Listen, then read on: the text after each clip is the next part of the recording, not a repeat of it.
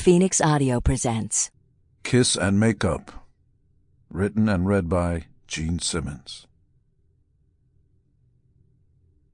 Someday soon, just after the final chords of Rock and Roll All Night ring out on that Shea Stadium stage, I'll pick up my bass and exit stage right, after 29 glorious and tumultuous years filled with the highest highs and the lowest lows. America will have seen the last of Kiss on stage. America was our home.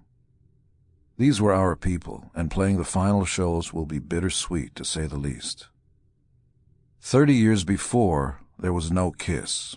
There was only Gene Simmons, an aspiring rock musician in New York City.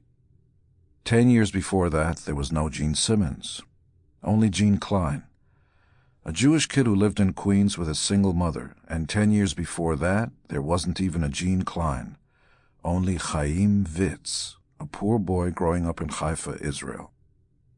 All those people, of course, were me, and I was all those people. I was born in Israel, saw the world change around me when I came to America with my mother, and then began to change myself, first my name, then my face.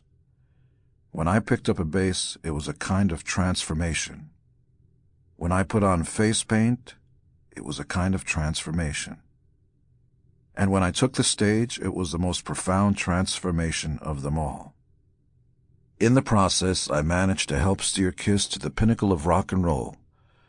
We would eventually stand right behind the Beatles in the number of gold record awards by any group in history.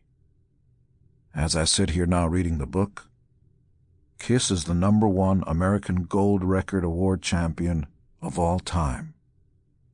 In my life story, I am the main character, but countless supporting characters have helped to define my life. First, there's the woman who gave me life, my mother, who endured unspeakable horrors in the concentration camps of the Nazis, who used reserves of strength I can only imagine to survive and even thrive. Then there are my bandmates, my second family. Paul Stanley's like the brother I never had.